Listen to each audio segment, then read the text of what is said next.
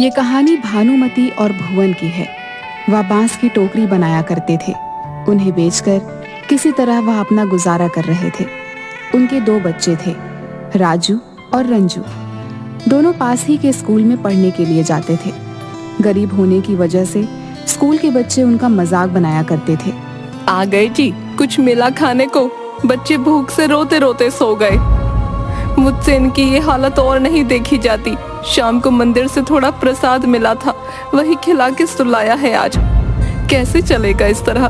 पता नहीं ये दुख के दिन कब खत्म होंगे। अब तो प्रभु आपका ही सहारा है। प्लास्टिक आ जाने से बांस की टोकरी अब कोई नहीं लेता। आज भी खाली हाथ आया हूँ। क्या बात है भानुमति, सुबह सुबह यहाँ? एक तो रात भर तुम्हारे बच्चे रोते रहते हैं और सुबह तुम दरवाजा पीटने लगती हो। क्या इरादा है? क्यों शांति से नहीं रहने दे रहे हो? वो बच्चे कल से भूखे हैं, इसलिए रो रहे हैं। कुछ आटा है तो दे दो ना बहन, घर में आते ही लौटा दूंगी। देखो भानुमति, तुम लोग किसी और के घर जाकर भीख मांगो। उसमें तुम्हारे बच्चे जब भीख मांगेंगे तो कुछ ना कुछ मिल ही जाएगा। इस तरह कितना दिन चलता रहेगा? 4 बासी रोटी है, ले जाओ, कुत्तों को आज नहीं दूंगी। भानुमति आंखों में आंसू और हाथ में रोटी लिए घर पहुंचती है। बच्चों को रोटी में नमक लगाकर खिलाकर उन्हें स्कूल भेज देती है। ए राजू, जूते नहीं है क्या? पापा से बोलकर बांस के जूते बनवा लिया कर, यूनिक रहेगा। अच्छा, इसके पापा आर्टिस्ट हैं क्या? तुझे नहीं पता? अरे गली गली में शोर है, राजू के पापा बंसोर है।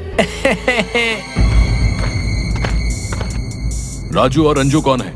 दोनों स्टेज पर आओ। तुम लोग 6 महीने से फीस नहीं भरे हो। मैले कुचैले ड्रेस क्यों पहन कर आए हो? और जूते कहाँ हैं? तुम्हें मालूम है ना कि चप्पल यहाँ अलाउ नहीं है? जी सर, हमें मालूम है कि चप्पल अलाउ नहीं है यहाँ, लेकिन हमारे पापा बहुत गरीब हैं। उनके पास पैसे नहीं है जूते खरीदने के लिए। और तुम्हारा रंजू, तुमने क्यों नहीं पहने जूते? ड्रेस में प्रेस भी नहीं किया हुआ है। तुम दोनों के पास प्रॉपर किताब भी नहीं है। जी सर, राजू मेरे भैया हैं, हम दोनों के पिताजी एक ही हैं। देखो बच्चों, ये एक प्रतिष्ठित स्कूल है। यहाँ के कुछ नियम और कायदे हैं जिसको फुलफिल करना हम सबकी जिम्मेदारी है। आज से तुम दोनों स्कूल नहीं आओगे। मैं अभी तुम्हें ट्रांसफर सर्टिफिकेट दे रहा हूँ। पापा से कहना कि म्युनिसिपल कॉर्पोरेशन के स्कूल में नाम लिखवा लें। स्कूल से दोनों को टीसी देकर निकाल दिया जाता है। राजू और रंजू दोनों रोते रोते घर पर आते हैं। शाम में जब भुवन आता है तो उसे पता चलता है कि उसके दोनों बच्चों को स्कूल से निकाल दिया गया है। अरे ऐसे कैसे कोई टीसी दे देगा? कल मैं तुम्हारे स्कूल चलूंगा।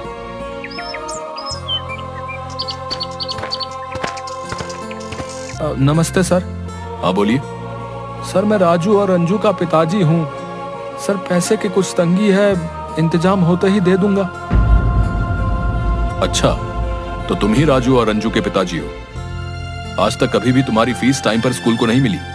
तुम्हारे बच्चे का पहनावा जोकर जैसा है। पैर में चप्पल, जूता कभी नहीं पहन के आए। फटे पुराने बिना प्रेस किए हुए कपड़े, ऐसा हमारे स्कूल में नहीं चलता। तो आप कोई म्युनिसिपल कॉर्पोरेशन का स्कूल देख लो। मैंने उन्हें टीसी दे दी है। गार्ड, इन्हें स्कूल के बाहर का रास्ता दिखा दो। प्रिंसिपल की बेइज्जती की आहट से भुवन सड़क पर जा रहा था। किसी ट्रक वाले ने उसे पीछे से टक्कर मार दी। टक्कर लगने की वजह से भुवन की उसी समय मृत्यु हो जाती है। पुलिस उसके शरीर को हॉस्पिटल पहुंचवा देती है, जहां डॉक्टर उसे मरा हुआ घोषित कर देता है। किसी ने भानुमति को आकर भुवन के एक्सीडेंट के बारे में बताया। वह अपने बच्चों के साथ दौड़ती हुई हॉस्पिटल पहुंचती है, जहां भुवन को मरा हुआ देखकर भानुमति जोर जोर से रोने लगती है। भुवन के जाने के बाद उनकी स्थिति बद से बदतर हो गई। भानुमति, आज भुवन को मरे 3 महीने हो गए। अब तो हम तुम्हें नहीं रख सकते। कुछ दिन की और मोहलत दे दीजिए। क्या होगा? रोज तुम्हारे यहाँ उधारी वाले गाली गलौज करते हैं। तुम आज किराया दो, नहीं तो घर खाली करो। आखिर में भानुमति बच्चों के साथ नानी के घर जाने का फैसला करती है।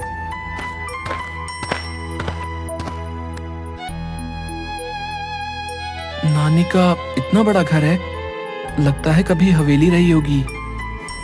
क्या हमारे नाना जी इतना अमीर थे? हाँ बेटा, लेकिन तेरे नाना जी के पिताजी और तेरे नाना कुछ काम नहीं कर सके और बेच बेच कर जिंदगी चलाई।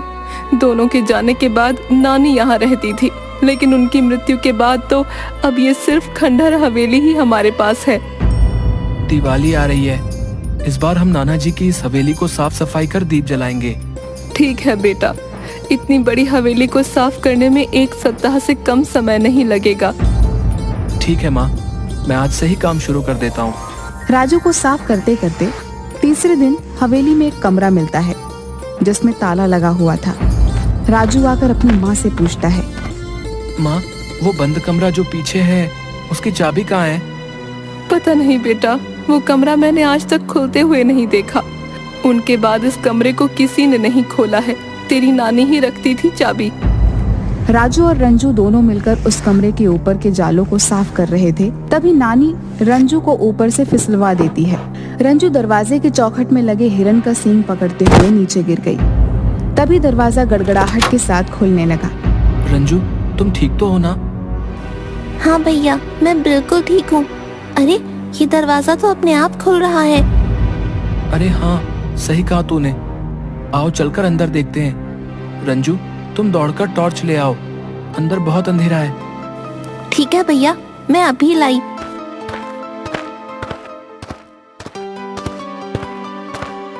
ये लो टॉर्च, चलो अंदर चलकर देखते हैं क्या है। भैया, बहुत अंधेरा है, मुझे तो डर लग रहा है, कोई भूत प्रेत ना हो। जितना जल्दी हो यहाँ से चलो। अरे क्यों डर रही है? और मुझे भी डरा रही है। चुपचाप मेरे पीछे चलती आओ। भैया, क्या है?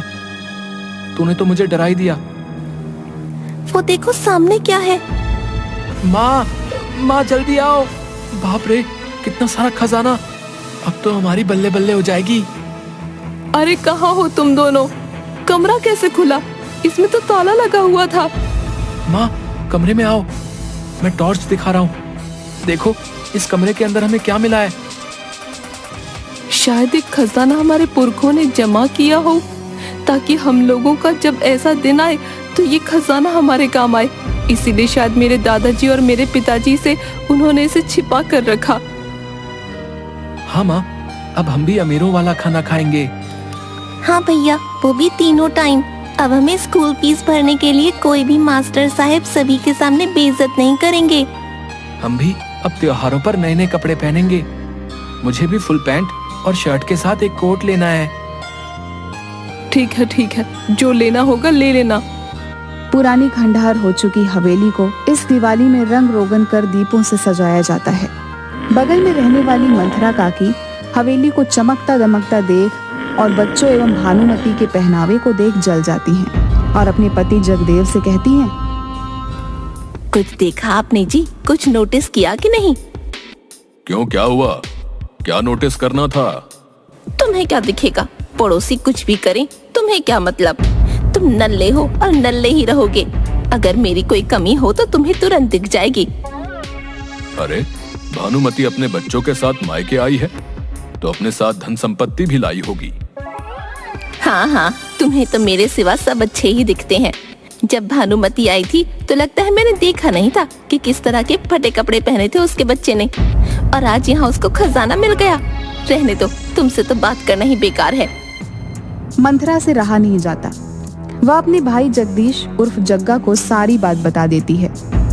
जल्द ही जग्गा अपने तिक्रम दिमाग से जान जाता है कि उसके उस हवेली के अंदर, उस हवेली के एक कमरे में पूरा कमरा पैसे से भरा हुआ है। वह अपने दोस्त दागा की मदद से हवेली में पैसों की चोरी करने के लिए जाता है। ये जग्गा क्यों यहाँ आया था? क्यों, साला है आपका? यहाँ आ नहीं सकता क्या? चोर डकैत किसी के सगे नहीं होते, समझी? मैं नहीं चाहता कि यहाँ आकर भी चोरी डकैती करे। भाई जग्गा, पक्का पता है ना कि इस घर में पैसों से भरा कमरा है? वो क्या है ना कि ये खंडहरनुमा हवेली से मेरे को डर लगता है। बोले तो मुझे भूत प्रेत से बहुत डर लगता है। अबे घोंचू, हैं? तू चोरी करता है लेकिन तुझे पुलिस से डर नहीं लगता, और जो दिखता नहीं उस भूत प्रेत से डर लगता है। देख जग्गा भाई, एक तो रात, ऊपर से खंडहर हवेली, डर तो दिल में बनता ही है ना मेरे भाई। एक काम कर, प्लान चेंज कर, कल दिन में आकर अपन चोरी करेगा। अबे घोंचू, हैं? दिन में सभी जागे होंगे, तू चोरी का प्लान बना रहा है या पिटवाने का? ठीक है भाई, अब ऐसा कर, तू आगे चल, मैं तेरे पीछे पीछे चलूंगा। मेरे को अभी भी डर लग रहा है। सुना है इस खंडहर हवेली में रात में भानुमति की माँ भूतनी बन के घूमती है। हाँ। दोनों धीरे धीरे आगे की ओर बढ़ रहे थे। तभी डागा का शर्ट पीछे से एक कील में फंस जाता है। डागा को लगता है कि उसे भूतनी ने पकड़ लिया है। जग्गा, मेरे पीछे देख, पीछे पीछे कोई है जिसने हमें पकड़ लिया है। अबे डागा, तेरे पीछे कोई नहीं है। तू अपने मन से भूतनी का भ्रम निकाल दे और चुपचाप मेरे साथ चल। आल तू जलाल तू, आई बला को टाल तू। बाप रे, पकड़ लिया भाई, पकड़ लिया, बचाओ बचाओ। डागा जोर लगाकर भागता है। उसकी शर्ट कील में लगने की वजह से फट जाती है। अबे क्या हुआ? चिल्लाया जा रहा है। हम चोरी करने आए हैं, चौकीदारी नहीं कि जागते रहो चिल्लाना शुरू कर दिया। मरवाएगा क्या है? एक बार बोल दिया कि पीछे कोई नहीं है, फिर भी तुम डरे जा रहे हो। भाई भूत है भाई, कोई आदमी नहीं जो तुझे दिखाई देगा। ये देख, मेरी शर्ट पीछे से फट गई है। अरे ये तो जग्गा और डागा की आवाजें हैं। रुको, मैं अभी पुलिस को फोन लगाता हूँ। नानी का भूत डागा को डराना शुरू कर देती है। भाई उधर देखो, ठक ठक की आवाज करते करते कोई आ रहा है। जान बची तो लाखों पाए। भाई वो खजाना तू ही संभाल, मैं तो चला। कौन है वहाँ पर? चोर चोर पकड़ो। भानुमति की जोर जोर से चिल्लाहट की आवाज सुन जग्गा और डागा दोनों सरपाव लेकर भागने लगते हैं। लेकिन जगदेव द्वारा बुलाए गए पुलिस उन्हें पकड़ लेती है। अदालत हवेली में मिली संपत्ति को पुश्तैनी करार देती है। अब राजू और रंजू पढ़ने के लिए शहर से हटकर राज्य के सबसे बड़े स्कूल में पढ़ते हैं।